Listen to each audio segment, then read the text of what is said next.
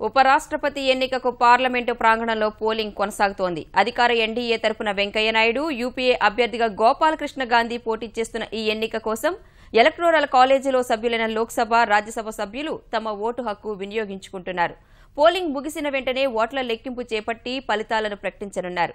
ఎన్డీఏకు స్పష్టమైన మెజార్టీ ఉన్నందున ఉపరాష్ట్రపతిగా వెంకయ్యనాయుడు గెలుపు లాంఛనమే కానుంది.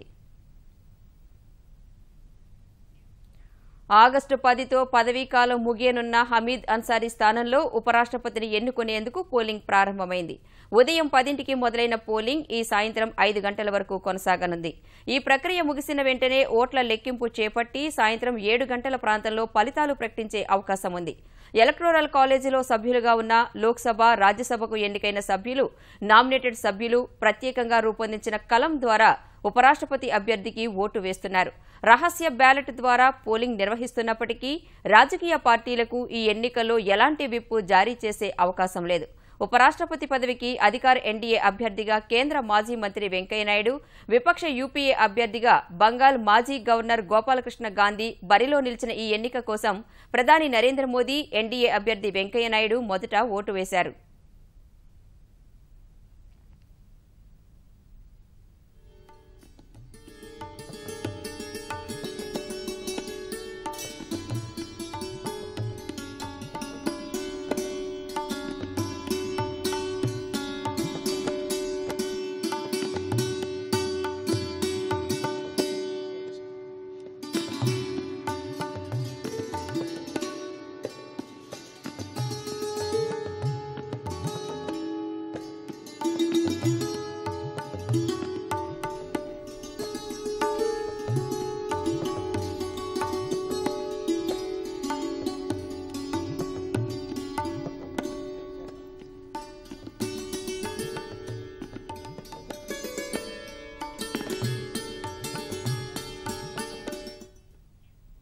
ఈ ఉదయం 10కి పోలింగ్ ప్రారంభం కావడానికి 10 నిమిషాల ముందు నుంచే పోలింగ్ కేంద్రానికి చేరుకున్న మంత్రుల, ఇతర ఎంపీలు ప్రధాని ఓటేయగానే ఒక్కొక్కరే తమ ఓటు హక్కును వినియోగించుకుంటున్నారు.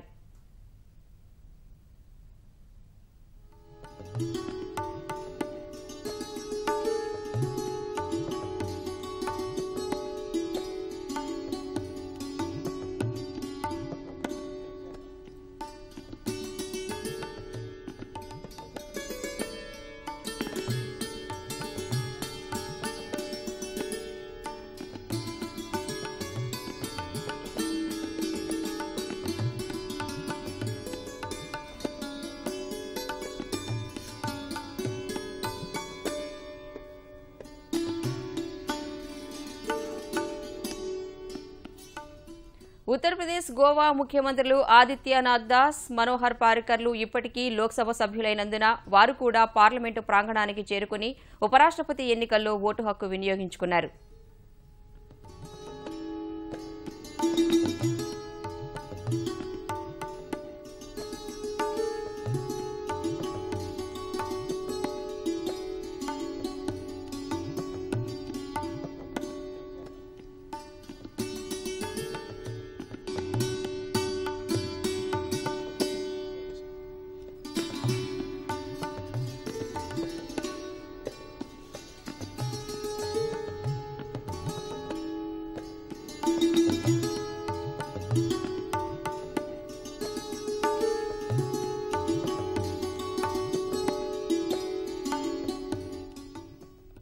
ఉభయ సభల్లో కలిపి మొత్తం 790 మంది సభ్యులు ఉండగా ప్రస్తుతం లోక్సభలో 2, రాజ్యసభలో 1 స్థానం ఖాళీగా ఉన్నాయి.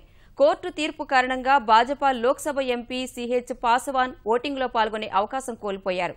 545 మంది సభ్యులు ఉన్న లోక్సభలో ఎన్డీఏ కూటమికి 338, 243 మంది సభ్యులు ఉండే రాజ్యసభలో 75 మంది ఎంపీలు ఉండటం సహా అన్నాడీఎంకే, తెరాస, వైకాపాలకు చెందిన 60 మంది ఎంపీలు ఎన్డీఏకే మద్దతిస్తున్నందున ఎన్డీఏ అభ్యర్థి వెంకయ్యనాయుడు విజయం లాంఛనమే కానుంది.